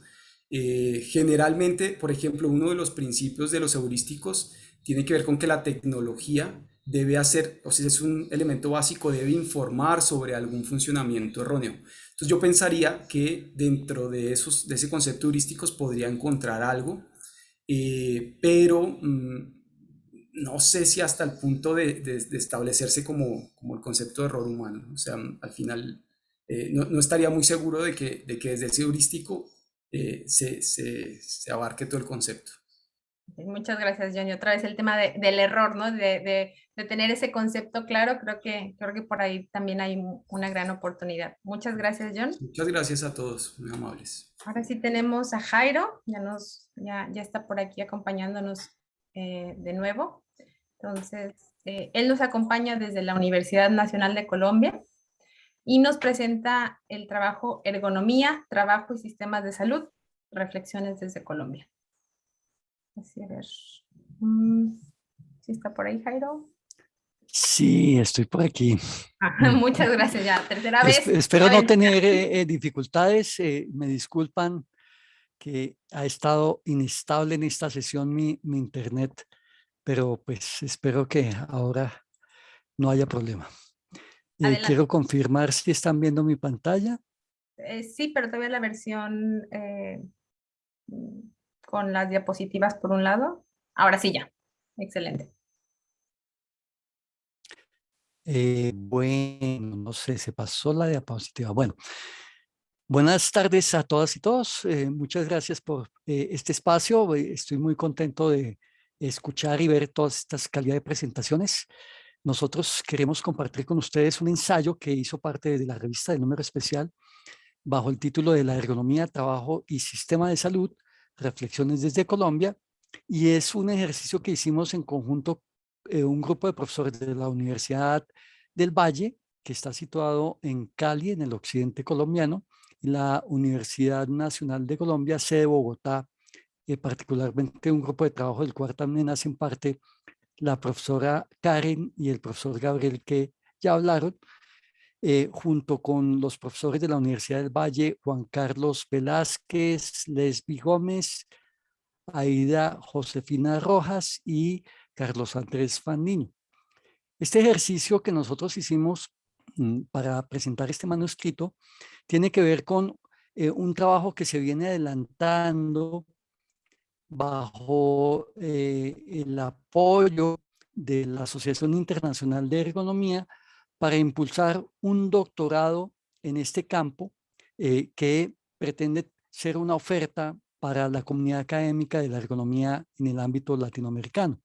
Aquí están las personas que hemos venido trabajando en esta iniciativa y pues digamos que lo que buscamos hacer en este ejercicio fue de una parte plantearnos que es necesario una construcción de una perspectiva ontológica, epistemológica, metodológica, desde la mirada latinoamericana para la construcción de un espacio de fortalecimiento de la comunidad académica en investigación. Y para esto, pues digamos que reconocer que a través del tiempo ha habido unos cambios significativos en el objeto y campo de acción de la ergonomía. Todos conocemos que pues tiene sus orígenes en una actividad muy ligada a la relación hombre-máquina, especialmente en el ámbito militar inicialmente, luego en la industria, pero pues ha tenido una ampliación significativa en las últimas décadas en lo que tiene que ver con elementos como la ergonomía de concepción en la elaboración de productos y servicios, pero también la ergonomía en un campo ambiental, y pues todo esto ha conllevado a que hayamos pasado de una ergonomía con énfasis en una dimensión física a una ergonomía que incluye lo cognitivo y por supuesto lo organizacional en una perspectiva de complejidad. Pero también consideramos que es necesario en una construcción epistemológica de lo que se ha llamado las epistemologías del sur, reconocer la importancia de una construcción de una ergonomía que piense en el buen vivir y que no solamente se oriente en los aspectos de comodidad, confort y seguridad en que en buena medida ha estado enmarcada. Entonces, en esta perspectiva, el trabajo del doctorado ha contemplado unas líneas de ergonomía, trabajo y salud, ergonomía, innovación, diseño y organizaciones, ergonomía, impacto social y sustentabilidad. Y entonces, en este ensayo que presentamos en la revista, nosotros hemos buscado, digamos, hacer un acercamiento al tema de los sistemas de salud y la ergonomía desde esa línea de investigación de ergonomía, trabajo y salud, con énfasis en esos elementos de ergonomía, trabajo y salud. Y entonces, lo que queremos proponer en el artículo es pensar la ergonomía y los sistemas de salud en tres dimensiones. De un lado, la ergonomía del sistema de salud, pero también la ergonomía para el sistema de salud. Y un tercer elemento que es el que pensamos que más se ha venido trabajando, que es la ergonomía en el sistema de salud. Entonces, digamos, en esa primera dimensión de la ergonomía del sistema de salud, estamos pensando en una dimensión más, si se quiere, macroergonómica o una dimensión más ligada al diseño de las propias políticas de salud y sistemas de salud como un marco determinante de la manera en que se opera en lo meso y en lo micro. Y en esa medida, entonces, pensamos en una ergonomía que contribuya a la comprensión de los servicios de salud desde la atención primaria en salud hasta los niveles de mayor complejidad, y que desde esa mirada del sistema sociotécnico pueda incluir todos esos componentes científicos, técnicos y administrativos para el diseño, organización, desarrollo y prestación de los servicios de salud. Aquí entonces lo que interesa es esa relación que estas políticas más en lo macro determinan entre usuarios y estructura y funcionamiento de los servicios de salud, y enfatizando en el subsistema sociotécnico y el talento humano y los factores del entorno o contexto que determinan esa dinámica de los sistemas de salud. En la segunda dimensión, la ergonomía para el sistema de salud, entonces, digamos que allí nos interesa más ver la operación del sistema, si se quiere, en una dimensión más organizacional, y la manera en que ocurren estos procesos y cómo desde la ergonomía en esa visión de complejidad se puede ayudar a contribuir a la simplificación de procesos y gestiones, al rediseño del sistema mismo entre las diferentes partes interesadas, la búsqueda de bienestar y eficiencia y desplegarse en los niveles táctico, estratégico y operativo, con esa dimensión política pues de cómo ese marco de políticas determina el funcionamiento del sistema. Y pues donde encontramos que ha estado más el grueso de la intervención de la ergonomía es en los sistemas de salud, entendida como toda esa contribución que se ha hecho tanto desde la ergonomía física, pero también de manera importante y cada vez más creciente en la literatura que uno puede consultar en nuestras revistas y publicaciones del campo de la ergonomía, en el campo cognitivo, y bueno, en la dimensión organizacional que también aquí en este caso, por ejemplo, de este número especial de la revista con lo que los colegas han presentado, se ve pues esos avances en esa dimensión organizacional y de una mirada de complejidad que incorpora lo físico y lo cognitivo, pero ya en la dimensión entendiendo las otras relaciones que se establecen en el sistema. En la ergonomía física, por supuesto, lo que encontramos es un énfasis en los aspectos de orden biomecánico, de todo este tema osteomuscular, con la movilización de pacientes, pero también los temas de fatiga física, y pues evidentemente en esta condición de la pandemia se ha puesto de presente las extenuantes jornadas que han tenido que ver los profesionales del campo sanitario en primera línea.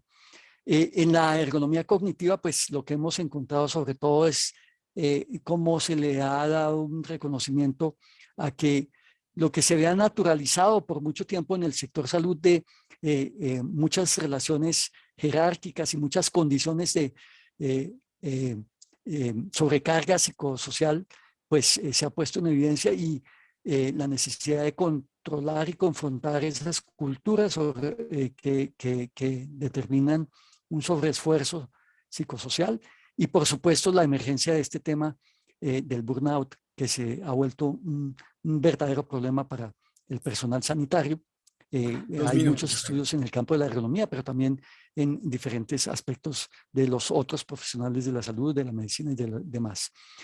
Y pues lo que encontramos que en ergonomía organizacional es que pues cada vez se requiere más pensar toda esta dinámica de la organización de los sistemas de trabajo desde una perspectiva ergonómica que realmente pueda revertir los efectos negativos del trabajo por turnos y nocturno, y el papel tan importante que, como hemos visto en varias presentaciones, se le viene dando al tema de la seguridad de los pacientes, incluyendo también las condiciones de trabajo del personal sanitario, pues que determina en buena medida esa seguridad del paciente. Es decir, no podemos dejar de lado las condiciones de trabajo y empleo para la seguridad de los pacientes.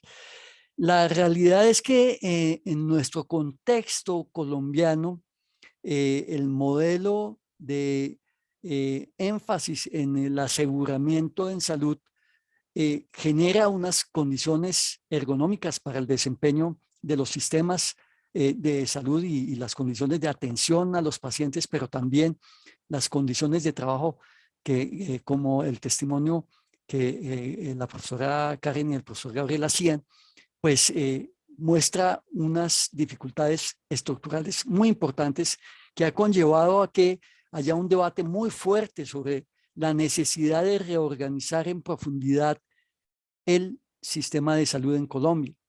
En los modelos de aseguramiento universal, a diferencia de los modelos de acceso universal, hacen más complejo la operación de los sistemas, colocan una intermediación del sector financiero que afecta las condiciones de trabajo y empleo del personal sanitario, pero también afectan y restringen el acceso efectivo al derecho pleno a la salud. Entonces, pues desde el campo de la ergonomía también es importante que podamos no solamente intervenir sobre aquellos aspectos puntuales que también son importantes, pero digamos que hay que trascender a esa visión más de conjunto para lograr desde para y en la ergonomía en el sistema de salud una contribución más efectiva.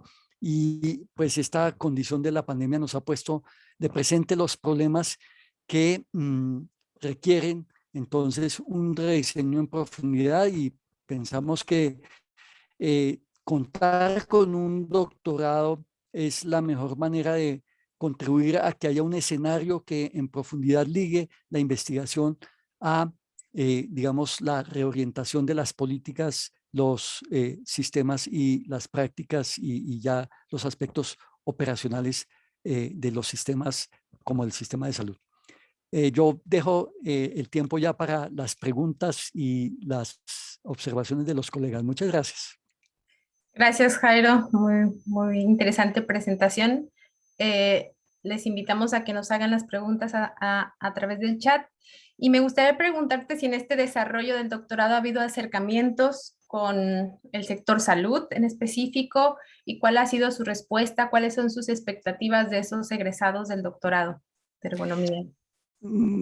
Digamos, lo que primero que tengo que precisar es que el doctorado en este momento está en formulación, todavía no está en operación, o sea, no tenemos estudiantes y sí que menos egresados, pero efectivamente sí hay parte de nuestros colegas que desarrollan su labor directamente en el sector salud. Creo que la profesora Lesbin no está aquí, pero tal vez, profesor Juan Carlos, si tú quisieras hacer algún comentario al respecto.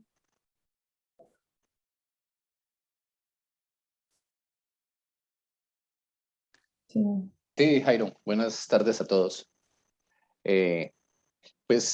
Digamos que para ser concretos con tu pregunta, aún obviamente no nos hemos vinculado directamente como doctorado con el sector salud, pero obviamente es una de las poblaciones y es uno de los sectores más importantes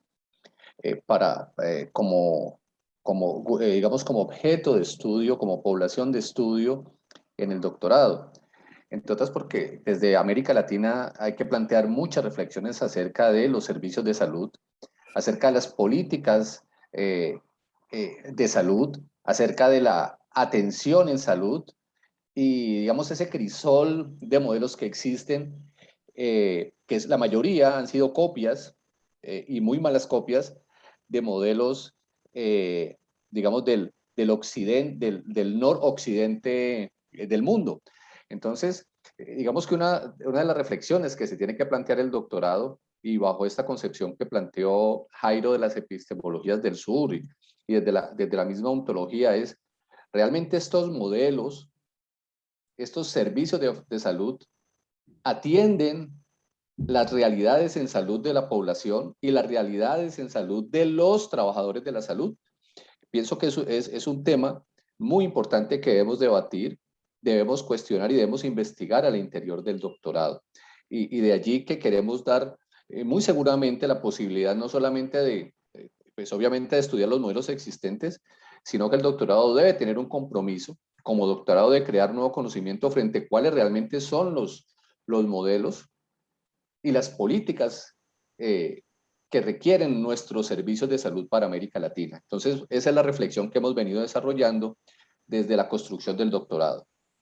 Okay, muchas gracias, Diego. Aquí ya también Carlos Aceves nos dice y que a través de la red con mucho gusto le damos difusión, sumimos esfuerzo porque creemos, y él dice que una parte muy importante de los miembros de la red están en Colombia, varios países de América Latina, y que yo creo que estarían muy contentos con unirse y colaborar. Entonces, y esta parte que menciona también Juan Carlos, me recuerda el diseño del pluriverso, ¿no? De que tenemos que pensar en algo que realmente responda a las necesidades de, como nos llaman, el Global Sur, ¿no?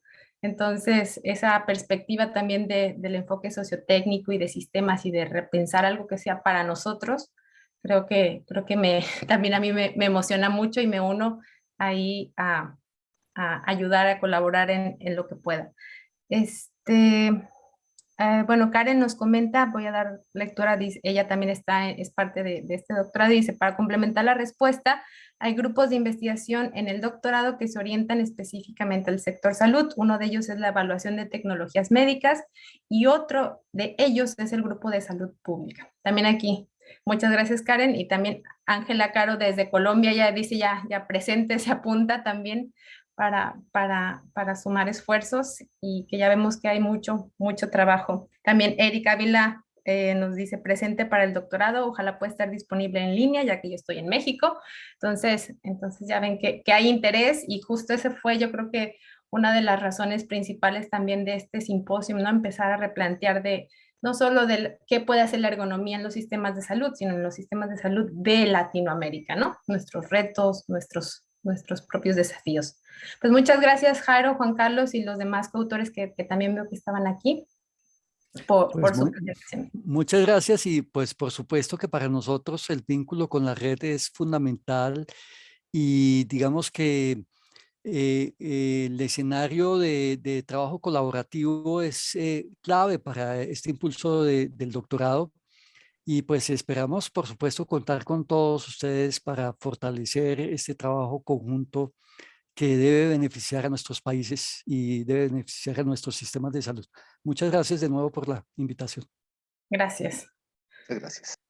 Pues bueno, ya con esto nos acercamos al cierre no solo de jornada, sino de este seminario. Para esto voy a pedir al doctor Elías Aput, si nos puede, creo que sí está por ahí, si puede abrir su micrófono y darnos algunas palabras a modo de cierre de lo que han sido ambas jornadas, de lo que ha sido este primer esfuerzo de colaboración, que es el primero de muchos y muchas más ediciones especiales en la revista.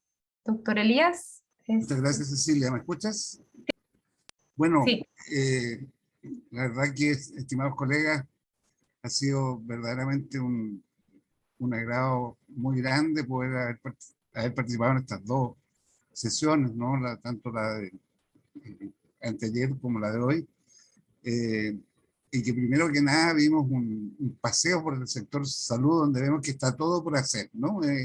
Yo creo que lo interesante de esto es que se han diagnosticado problemas, pero también hay propuestas y yo creo que lo importante es que eso impulsa a intervenir. Y me gustó mucho además que esto se haya cerrado con algo tan anhelado en Latinoamérica como es un programa de doctorado en ergonomía.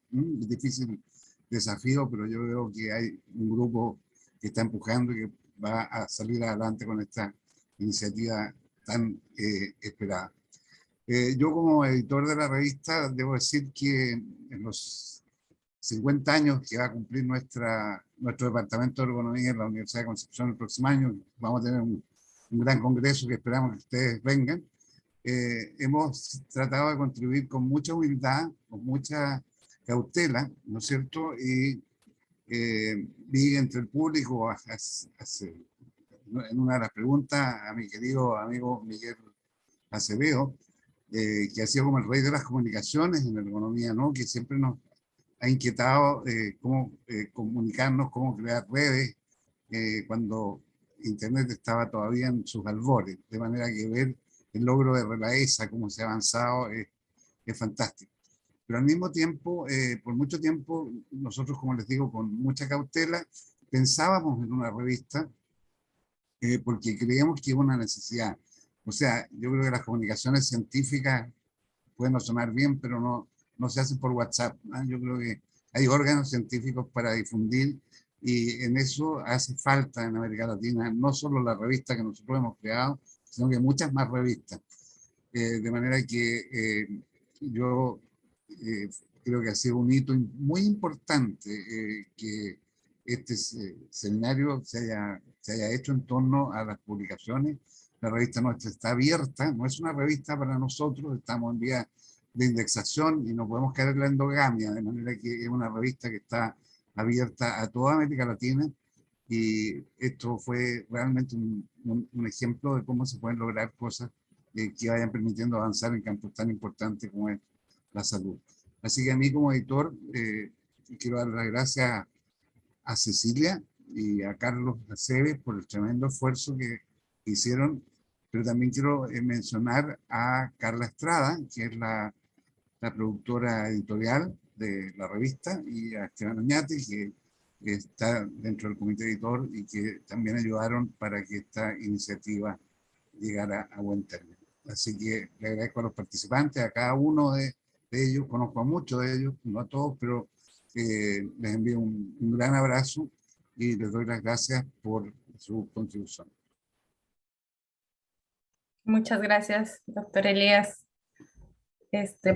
por palabras, y yo creo que nos vamos motivados de este seminario. Y ahora no quiero despedirme sin darle también la palabra a Carlos Aceves, que ha estado también detrás de todo este evento. Carlos. Muchísimas gracias, Cecilia. Y bueno, gracias a todos los que nos han acompañado. Tenemos en algún momento hasta 72 participantes. Seré breve en áreas de tiempo.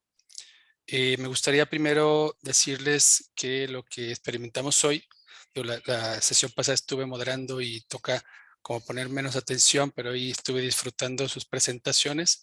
Agradecer a todos los ponentes. Me parece que ha sido magistral lo que escuchamos hoy. Y pensaba cómo ver, vamos, leímos los artículos, pero escucharlos de los autores es una experiencia increíble, que luego a veces lo vivimos al revés en los congresos. Primero los escuchamos y luego vemos los proceedings, pero esto es, primero leímos los artículos y ahora los escuchamos y la verdad es que, bueno, a mí se me está enchinando un poco la piel de la emoción. Y pensaba en eso y justo antes de que, cuando presentó Betty y Jessica y estos esfuerzos por conseguir información, por ponerla a disposición. Luego Liliana con esa pasión, ¿cierto?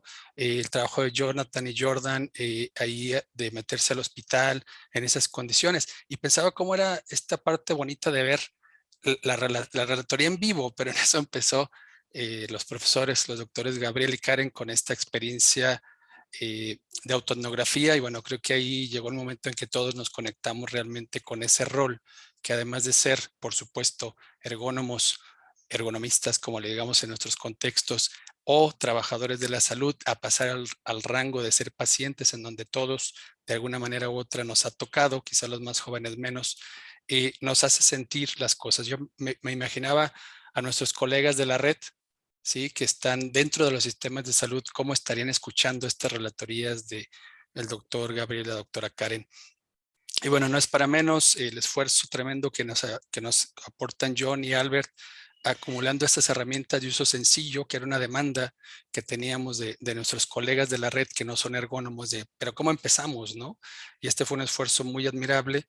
Y bueno, sin duda, lo que nos presentan al final, profesor Jairo y profesor Juan Carlos, sobre este esfuerzo para el doctorado y la muy acertada idea de incorporar una línea de salud una línea de investigación que tenga que ver con salud. Entonces, en ese sentido, resalto lo presentado, me parece extraordinario. Estoy recibiendo mensajes de los asistentes a mí personalmente diciendo que les parecen extraordinarios todos estos trabajos y no dudo en compartirlo con ustedes que están aquí presentando hoy. Hay algunos que presentaron el martes y también me dijeron lo mismo, ¿no? Eso es lo que pasó hoy. Quiero invitarlos a sumarse a la red.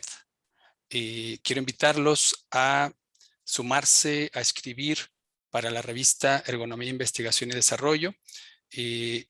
Ambos esfuerzos me parece que vale la pena. Bueno, el doctorado, por supuesto, ya hay público que está solicitando. Decirles que RELAESA es una comunidad de práctica entre ergónomos y personal de los sistemas de salud, farmacéuticos, médicos, enfermeros, enfermeras, que se suman y que, digamos, esto nos permite tener un incremento de la disciplina en los sistemas de salud y al mismo tiempo una demanda. Y la demanda y la necesidad de aplicación de los sistemas de la ergonomía en los sistemas de salud es lo que nos llevó en 2019 en una reunión en Bogotá, Colombia, por cierto, con el fabuloso equipo de farmacovigilancia y algunos ergónomos que estuvimos ahí, el compañero Jordan Rodríguez, su servidor, a lanzar la iniciativa de crear la red. Esto ha venido creciendo en un periodo muy corto y solamente lo puedo atribuir a dos razones. Por un lado, a la gran necesidad de aplicación de la ergonomía en los sistemas de salud, por una parte, y por otro lado, a lo maravilloso, si me permiten la palabra, que es nuestra disciplina. Difícilmente en un escenario de los sistemas de salud nos hemos parado y alguien nos haya dicho, no es la ergonomía lo que necesitamos. Por el contrario, lo que se ha ido generando cada vez es más reconocimiento y más demanda, y la invitación a los ergónomos, que hoy veo una plana mayor, ¿sí? Eso es que nos contaban los viejos, ¿no? Invitarlos